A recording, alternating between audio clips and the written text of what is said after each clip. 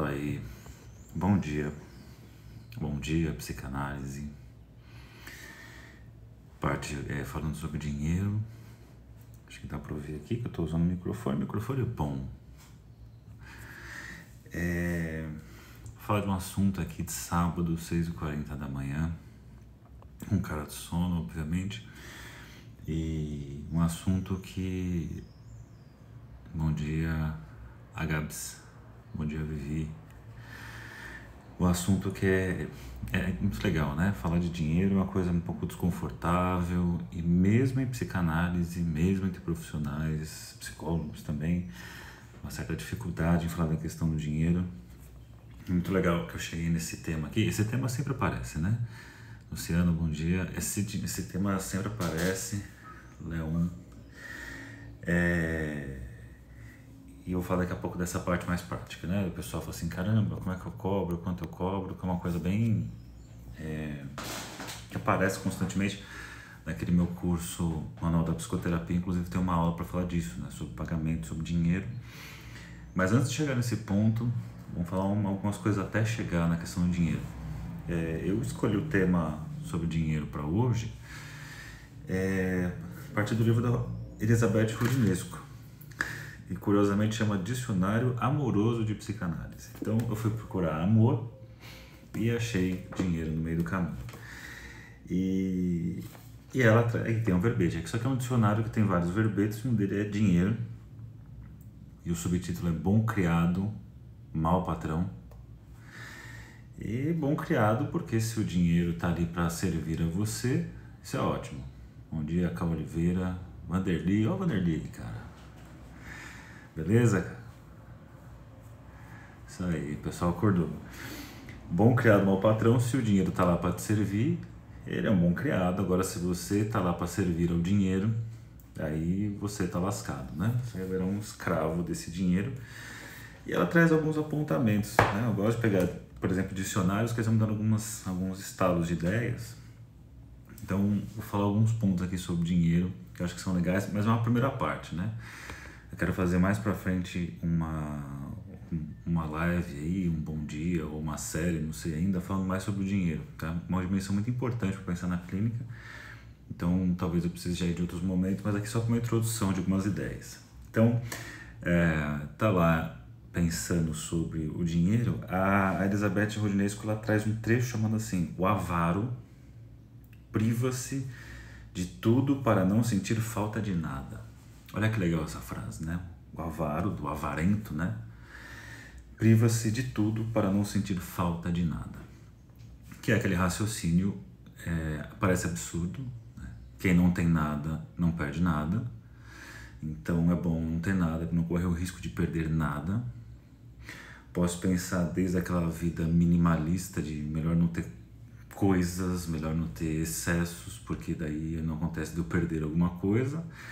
Só que é interessante levar isso para não só para a dimensão dos bens materiais, mas também pessoas fazem isso nas suas trocas afetivas, né? No gerenciamento dos afetos, das emoções, por exemplo. Quem nunca conheceu alguém, eu já conheci algumas pessoas, não só na clínica, mas do dia a dia, assim, pessoas que evitam relacionamentos, evitam se aprofundar numa relação, evita, como eu escutava dessa pessoa, amar demais, porque caso um dia viesse a perder essa pessoa, não sentiria tanto, né? Então, evita-se ter para justamente não correr o risco de perder nada. É uma vida miserável, né? A vida miserável de não ter as coisas para não ter o risco de perder, para não amar para não ter o risco de perder, e nessa perda, é uma perda, mas a pessoa não quer perder nada. E de fato, né, é importante pensar sobre isso, e como colocou aqui o Heriberto, é um dos pecados capitais. Aliás, todo pecado capital é interessante ali, né? Você tem os pecados capitais descritos como realmente coisas a se evitar, porque pode levar a um excesso destrutivo pra gente, mas também passa por um caminho muito prazeroso, pensando em alguns, né? Por exemplo, luxúria, por aí vai. E é interessante que para a psicanálise a gente tem que entender que o dinheiro tem a ver com uma questão simbólica, né? E o Freud começa falando lá atrás da questão do dinheiro, obviamente associado a questões sexuais. Então, de alguma forma, a gente poderia pensar que, numa brincadeira comparativa, que tratamos o dinheiro da mesma forma que tratamos questões sexuais. Então, como é que você lida com suas relações eróticas teria a ver com a sua forma como você lida com o dinheiro. Ou seja, a gente poderia pensar que a forma como você lida com o dinheiro é uma coisa que revela a sua forma de estabelecer relações eróticas com o outro. Então a gente deve conhecer pessoas que são, como eu estava falando agora, do avarento, o mão de vaca, que na sua forma de amar vai ser avarenta também. Vai ser aquela pessoa que vai economizar, muitas vezes, o investimento, o elogio, a entrega, o aprofundamento na relação, vai precisar controlar o prazer, se é que pode ter prazer. Quantas pessoas que são assim, né, avarentas, e a questão do prazer não pode aparecer, pode ser prazer demais, né? E obviamente o risco de eu perder isso é melhor eu já não ter, né? Melhor eu nem me empolgar. Eu já escutei isso na clínica algumas vezes, assim, é melhor eu nem me empolgar, porque depois eu posso perder. Isso inclusive é uma das facetas de um cenário depressivo da pessoa, né? Eu falei um pouco sobre depressão, e aí tem vários, não só várias causas, mas acho que várias configurações do que seria a depressão. E uma delas a pessoa que, por exemplo, ela evita qualquer tipo de querer porque tem esse medo de que vai perder. Então é melhor passar uma vida inteira miserável para não ter que perder lá na frente um dia. Então isso vai dizer inclusive da relação que a pessoa lida com o dinheiro, e da mesma forma ela lida com os outros, com seus amores, por aí vai. Vocês devem conhecer pessoas que gastam desenfreadamente, gasta tudo que tem, né? Tem aquele dinheiro e quando tem, gasta tudo, fica rico num dia e no dia seguinte está pobre porque gasta todo o dinheiro. E são pessoas que acabam amando dessa maneira, né? Se apaixonam loucamente por alguém, e é aquela paixão que arrebatadora, e que investe tudo e faz tudo pela pessoa e é completamente dedicada à pessoa, mas que faz, né? É a teoria do micro-ondas, tudo que esquenta rápido demais esfria rápido demais. Então a pessoa vai lá, entrega tudo e depois, né? Isso é um cenário muito comum, pensando aí de forma caricatural a questão histérica, por exemplo, que você tem aquele excesso de paixão, aquele excesso de idealização do outro, aquele excesso, mas aí tem um passo seguinte que é uma frustração gigantesca, porque obviamente o outro não vai conseguir se assemelhar ao ideal que é colocado, né? E aí tem todo um processo de desencanto e depois, então não era isso que eu queria, mas gastei tudo ali, e que é a posição histérica por excelência. Mas mesmo quando você pega, por exemplo, o DSM, Manual Diagnóstico Estatístico, você pega, por exemplo, o grupo B dos transtornos de personalidade, que são dramáticos e manipuladores em geral. Você tem ali os grupos, por exemplo, borderline, que tem como uma das características possíveis, né, a impulsividade com o dinheiro, né, o exagero com o gasto de dinheiro, que é uma característica também, né? Esse tipo de quadro, esse tipo de personalidade, quando se relaciona, tem essa característica de dar tudo, e aí depois, quando o vínculo vai se estabelecer, entra o processo de ameaça de tirar tudo isso, então tem um exagero de gasto. Então isso vai contando um pouco, né, da forma que a gente lida com o dinheiro, a forma como a gente vai lidar com os nossos afetos, as nossas relações, e obviamente isso tem a ver também com a forma como você paga as coisas, como você paga a sua análise, né? Tem gente que é aquela coisa assim, não quero pôr mão no dinheiro, então posso fazer uma transferência. Hoje em dia, com o Pix e com a pandemia, muita coisa mudou, precisa ser repensado, mas antes da pandemia ficava aquela coisa assim de pessoas que não queriam nem saber do dinheiro, não querem nem encostar na questão, né? Posso fazer uma transferência no fim do mês, no valor total, assim, não preciso ver com isso. E já escutei isso de pessoas dizendo assim, eu gostaria de fazer transferência porque dinheiro é tão impessoal, assim, parece que estou pagando por um serviço, e precisei puxar para o que é, na realidade, mas isso é um serviço, né? Isso é uma análise, isso daqui. Obviamente, isso era porque a coisa apontava para uma transferência erótica, E levando ali o modelo do Freud, antes que a coisa vá lá para cima em termos de transferência, ao ponto da coisa sair e entrar com uma certa repetição, uma atuação sem uma elaboração, fez uma intervenção antes que a coisa saísse dessa proporção aí. O pessoal tá animado, o pessoal tá acordando, tá tudo deitado com o celular assim, olhando na cama, né? Então, é uma das possibilidades pensar nessa relação do dinheiro com a sexualidade. Só que o Freud, um pouco depois, também tem a ver com a sexualidade, obviamente, mas ele vai fazer uma aproximação da relação do dinheiro com a fase anal, o controle dos esfíncteres, controle. E aí, vocês lembrando aí a fase oral, fase anal, fase fálica, aí você tem ali a castração, o período de latência, e depois a fase genital, e caracteristicamente nós colocamos, né, a questão do dinheiro.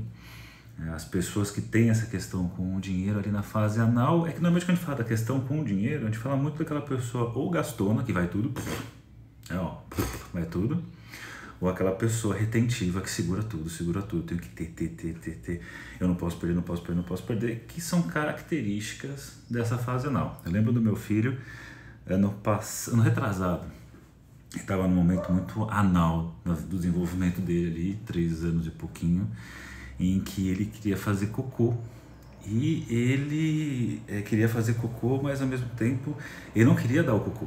Ele falava assim, eu não quero dar, eu não quero. E era um inferno, porque ele queria muito, você vê que ele sofria, mas ele segurava. Tem aquelas coisas às vezes de ter medo do cocô, mas no caso dele, ele falava não que tinha medo, mas que ele não queria dar, que ele não queria perder. Então você já vê ali, você fala assim, ó, que momento anal, né? Porque você vai ter essa pessoa na versão adulta, essa pessoa que não quer perder nada, não quer de forma alguma dar nada para o outro, que é uma característica. Eu falei agora há pouco dos avarentos. O avarento não é só avarento com o dinheiro, é avarento com afeto, com relação, né, com expressão. Então ele não quer perder coisa alguma.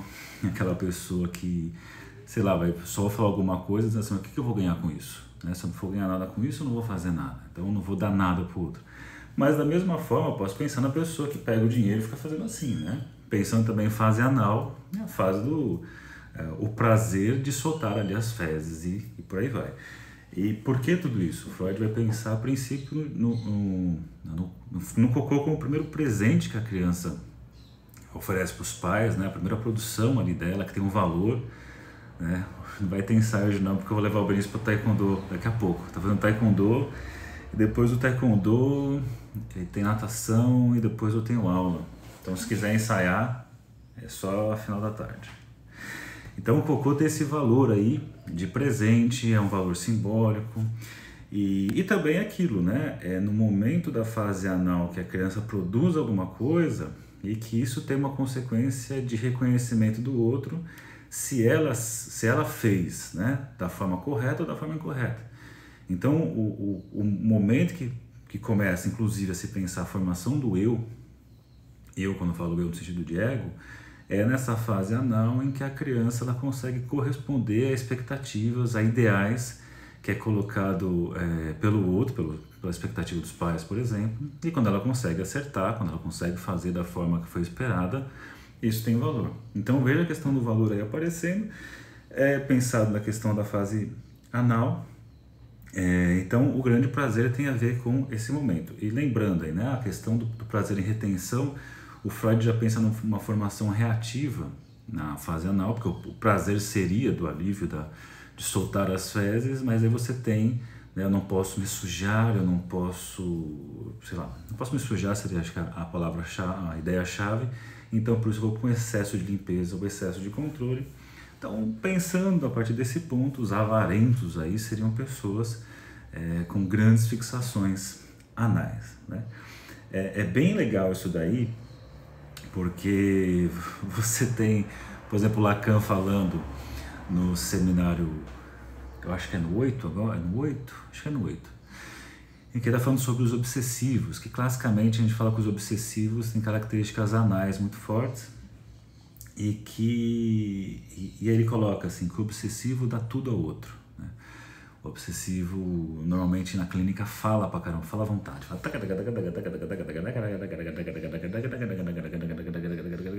um monte de coisa, E aí então o Lacan coloca assim, o obsessivo dá tudo ao outro, desde que esse tudo seja merda. Só que é interessante que é merda, mas a gente está falando agora há pouco que a merda tem valor, né? Tem um valor ali pro sujeito. Só que essa merda que dá é como se fosse ali uma desinteria. Mas o que realmente é importante, ele não entrega. Então tem um duplo movimento aí daquilo que é importante, que é retido, e aquilo que é completamente irrelevante é falado à vontade. Então por isso que é uma clínica, muitas vezes o pessoal começa a atender, em supervisão, eles trazem muito assim, uma dificuldade, porque assim, o paciente fala a sessão inteira, eu não consigo nem fazer parar de falar, porque fala, precisa intervir, porque essa fala constante não dá, você tem que fazer, para não confundir com livre associação, com livre cagação, né? A pessoa está aí, trazendo um monte de coisa que não tem, entre aspas, importância, que ela está entregando tudo, porque na verdade ela está escondendo o ouro, né? Lacan só é muito para mim, mas todos nós temos climas, né? Não, mas essa ideia dele é bacana, assim, né? De dar tudo, porque pensa, né? A questão um pouco da dinâmica, né? Você tem primeira fase oral, é a fase em que o pedido é assim, abre a boca e pegue isso aqui, abre a boca bebê, abre a boca filho, coma isso, coma, você está querendo colocar algo ali. Quando você fala da fase anal, olha como muda, assim, você está pedindo, dá o cocô para mim, faz, porque se você tem filho, você sabe que é um negócio assim infernal. Faz esse cocô, pelo amor de Deus, faz esse cocô, você tá, o meu filho sofria, assim, a gente faz esse cocô, cara, caga esse negócio, caramba, e não rolava. E aí, Santa Melanie Klein, preciso agradecer aqui, porque esse menino não fazia cocô de jeito nenhum. Aí eu peguei os bonequinhos dele, os carrinhos na verdade, e criei uma história sobre o cocô. E ele pôde então assistir e falar assim, ah, que legal, vou fazer cocô. E quando eu faço cocô, mas eu não perdi nada, porque eu ainda continuo sendo eu continuo tendo meu corpo, eu continuo tendo tal coisa, porque o cocô é só uma coisa que minha comida que virou. Fiz toda uma historinha, aí ele ficava assim, E foi muito legal nessa época, que eu fiz essa história, aí eu falei assim, Santa Melanie Klein, cara, porque eu fiz essa história pra ele. Durante uns 10 minutos o moleque saiu para fazer cocô e fez um cocô do tamanho, sei lá, gigantesco. Então, se você tem pequenos aí, é muito claro, né? Então, e pensando em outras coisas, né, saindo do cocô, voltando pro dinheiro, apesar de ter ali suas semelhanças. Então, esse cara avarento, essa pessoa aí com essas fixações anais, tem tudo a ver com a pessoa e a sua relação, com essa dificuldade com o dinheiro. E aí tem essa dimensão simbólica do dinheiro. Essa dimensão simbólica do dinheiro, acho que um bom ponto para pensar isso, para entender essa dimensão simbólica, é a postura que a Françoise Doutor ela tem com as crianças, porque ela cobra das crianças.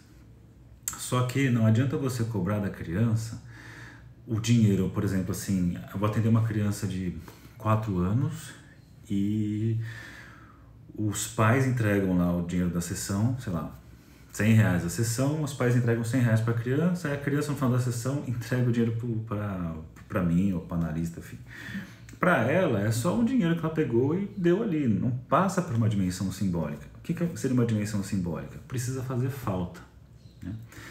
Precisa fazer falta, precisa ser um elemento de castração. Castração no sentido de algo está sendo perdido, né? Quando você fala de castração, eu imagino que aqui, né, isso eu vou falar daqui a pouquinho. Dinheiro, poder de compra na sociedade, sim.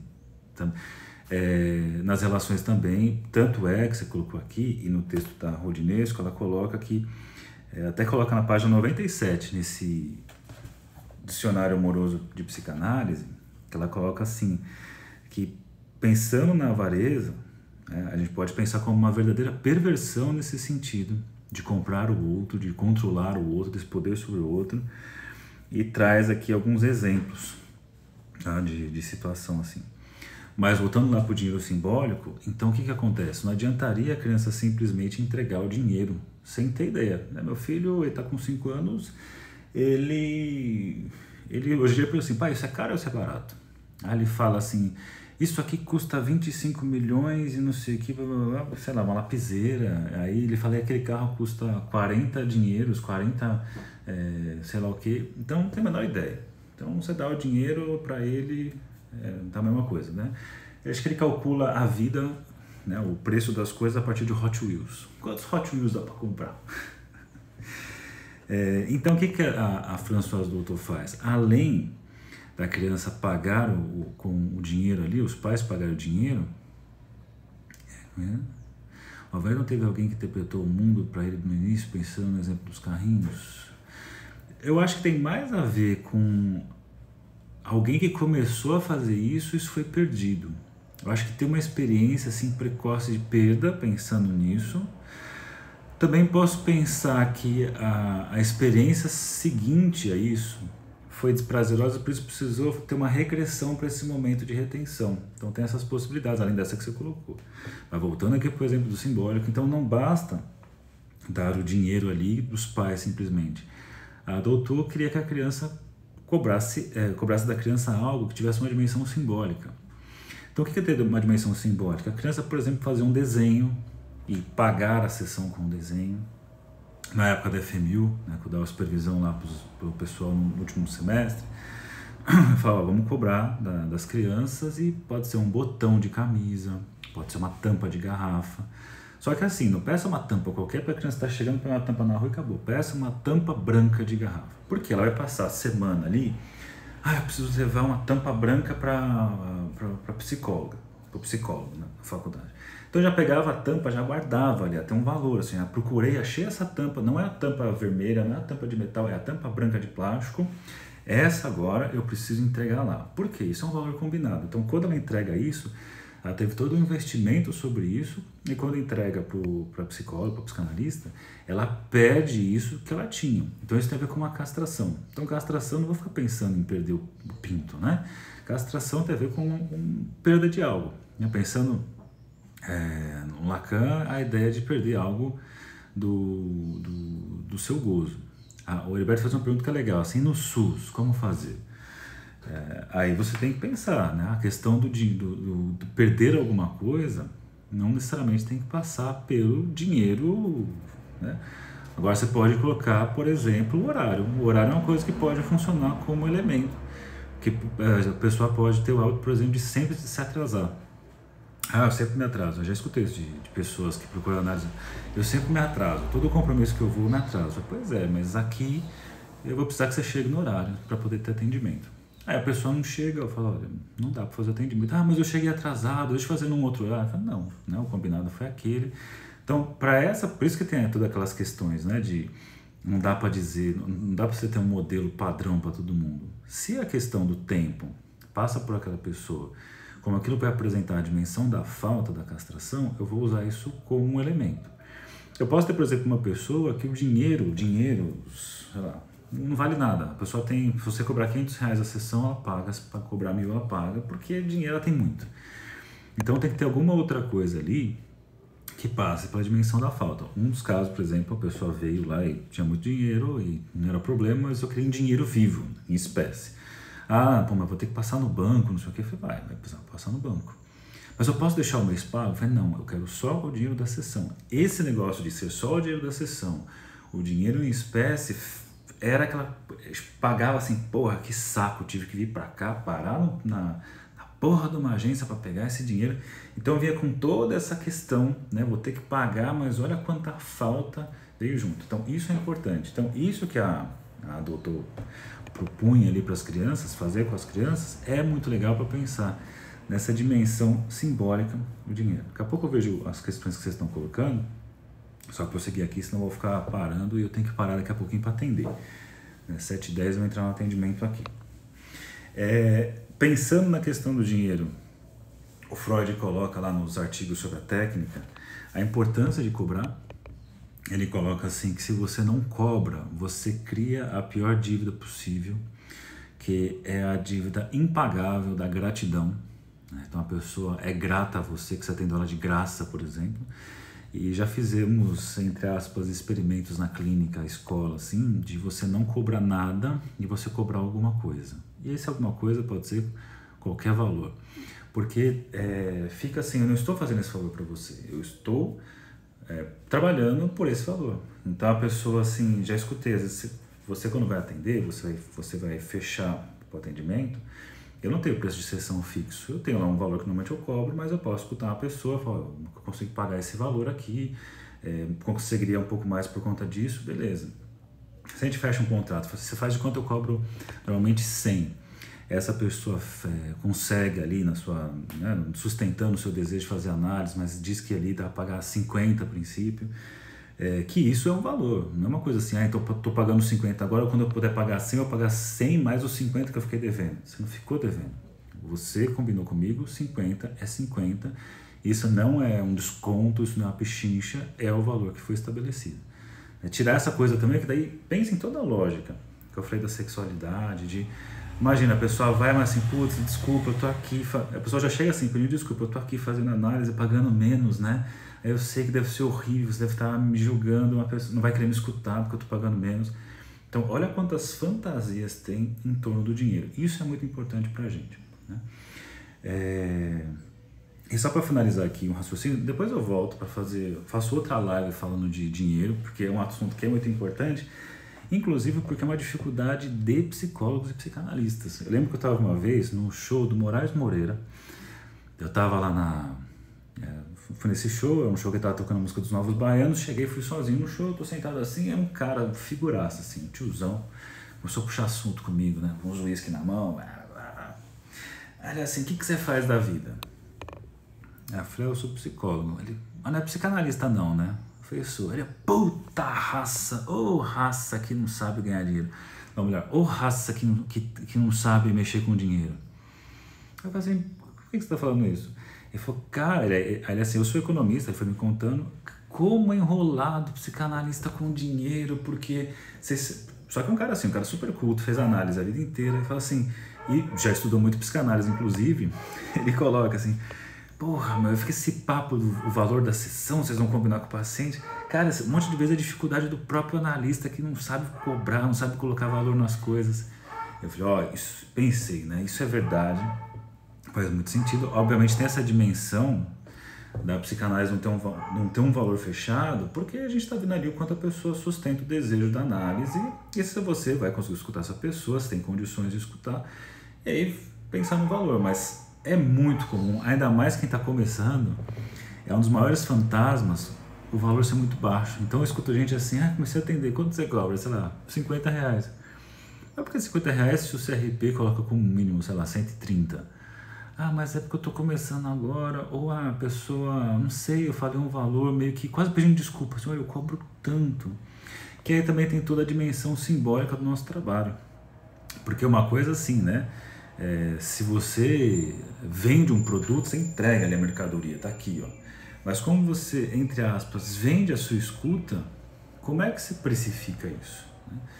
Então tem essa grande dificuldade, e aí tem todas as consequências, né? É muito comum psicólogo, psicanalista não declarar, tem aquela coisa assim, só recebem dinheiro, ok, até entendo isso, que tem a dimensão, a importância do dinheiro ali, ok. Mas o Lacan, por exemplo, recebia cheque dos pacientes, né?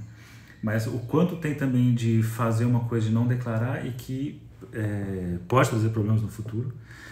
Eu particularmente já caí na malha fina porque eu não declarava, porque era prática, não declaro, porque ninguém declara na nossa área. Até que um dia caí na malha fina e descobri que sim, precisava passar num contador, precisava legalizar, precisava fazer a coisa bonitinha. E cara, quem está aqui pensando nessa questão da castração, o governo é uma delícia, né? Porque você ganha X e 27%, no caso com uma empresa 17%, fora outras taxas vai embora. Aí você fala assim, cara, eu tô dando esse monte de dinheiro para o governo não tá fazendo nada por mim, né? Então isso daí tem a ver com uma castração também, obviamente. E só para finalizar aqui, por causa do tempo, realmente eu preciso entrar para atender. Tem aqui outras coisinhas que eu separei, mas o tempo não vai dar, a gente deixa para outro momento. Tem algo interessante, né, que só para comentar aqui, que o Lacan, naquele vídeo, Um Encontro com o Lacan, chega uma paciente que é toda controladora, assim, né, toda assim, ela chega, passa na sessão, aí ela pega, quanto vai custar essa sessão? Aí o Lacan enfia a mão dentro da bolsa, assim, pega assim, todo o seu dinheiro. Ela fica... Obviamente que ele faz isso, não porque ele é louco, talvez um pouquinho, mas justamente por isso, ele precisou quebrar isso, quebrar essa dimensão de que está tudo dentro do meu controle. Vou cobrar, você vai ser mais uma parte confortável no meu orçamento. Tanto é que eu nunca uso a expressão e não recomendo ninguém usar, e quando é supervisionando o meu, não usa essa maldita frase, porque a gente aprende às vezes na escola, na faculdade, assim, quanto fica confortável para você? Não tem que ser confortável, tem que ser desconfortável. Eu acho que uma boa análise, a pessoa tem que pagar sempre questionando assim, porra, por que eu tô pagando essa análise? E sempre tem que questionar assim, porra, eu poderia comprar uma outra coisa que esse dinheiro da análise. Isso é muito importante, né? Você pagar, questionando assim, eu poderia, ao invés de comprar aqui, eu fazia análise, agora está virtual, mas durante um bom tempo estava na Paulista, no prédio do lado da Livraria Cultura. Toda vez que eu ia pagar análise, eu falei assim, porra, pagando essa análise eu poderia comprar um puta livrão, mais de um na verdade, a cada sessão. Eu poderia deixar de pagar análise e comprar livros, né? Para sempre ficar assim, bom, mas você está fazendo uma escolha, tem a ver com o seu desejo, né? Tem a ver com o seu desejo isso. Então tem isso aqui, e aí tem outro pontinho para a gente finalizar, que eu peguei de um artigo da Maria Teresa Saraiva Meloni. Muito legal que ela coloca assim, ainda tem a comparação, obviamente, de que os psicanalistas são putas. Posso fazer uma live falando sobre isso, né, dos psicanalistas como putas. E coloca assim, né, da mesma forma que um cliente de bordel, o analisante chega para ser amado. Ele paga por isso para usufruir de uma amante, né, ali com o analista. Mas ela põe uma pergunta que é ótima, fala assim, mas para sustentar uma amante não há mesmo dinheiro que chegue, né? Tem dinheiro que chegue para você conseguir sustentar uma amante? Tem dinheiro suficiente para o analista? Bacana isso. Eu vi que vocês mandaram aqui umas questões, mas eu vou realmente ter que parar. Do SUS eu fui... Podemos usar essa estratégia com adolescentes? Acho que é preciso pensar em algo com adolescente para passar pela dimensão da perda. Não sei se trazer um botão, assim, mas alguma coisa. Às vezes o horário você pode colocar. E às vezes eu coloco a pessoa num horário assim que vai ter que acordar um pouquinho mais cedo, por exemplo, uma possibilidade.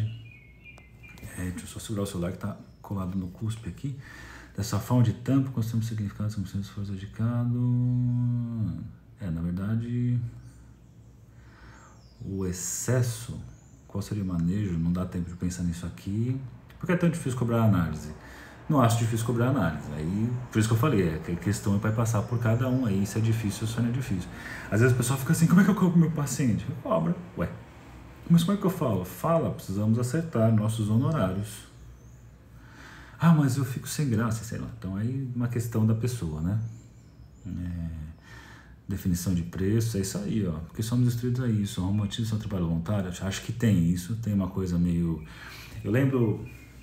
Vou atrasar um pouquinho, mas eu lembro que eu estava dando uma vez uma aula sobre psicanálise e eu estava falando da parte de contrato. E eu fiquei assim, eu gastei uns 20 minutos falando de dinheiro. E uma pessoa ficou ofendida, assim, nossa, mas você fala tanto de dinheiro, fica uma coisa tão assim... Eu falei, mas é um trabalho, né? Eu estou falando de dinheiro porque é um trabalho, você vai pagar suas contas.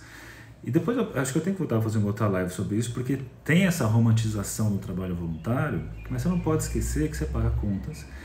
E tem uma coisa assim, se você não está pagando suas contas, por exemplo, fica muito difícil você escutar a pessoa realmente à vontade, assim, você está tão...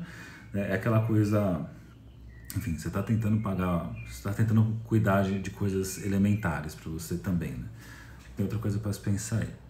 Consultório é empresa, claro, a empresa sim, legal, DARF, pagar DARF, mas o Simples também nacional, puta, meu, só... O artigo dela, cara, o artigo chama Se Paga o que não se apaga. Deixa eu ver se o paciente... como puta, adoro essa temática, né? Sei bem. E quando o paciente paga sempre antes da sessão? Pois é, isso vocês precisam levar para análise. O que é isso aí? Teve música hoje? Não. Essas lives não tem música, que é muito cedo, eu vou acordar minha casa aqui, não posso. Outra live, escuta não é barato. Então é isso aí, gente. Psicanalista não precisa ter e-mail? Aí, cara, eu particularmente eu tenho. Mas aí fica aos critérios de vocês aí. Beleza, gente? Preciso encerrar então. Obrigado aí pela companhia. Às 6h40 da manhã. Voltar com esse tema? Volto outro dia aí. Porque é muito importante, cara. Muito importante. Então, porque ou você tá mexendo com merda ou com sexualidade, são temas, né? Eu sempre falo, as pessoas preferem morrer a ter que dizer o que gosta na cama ou quanto ganha, né? Bom sábado para vocês e até a nosso próximo Bom Dia Psicanálise.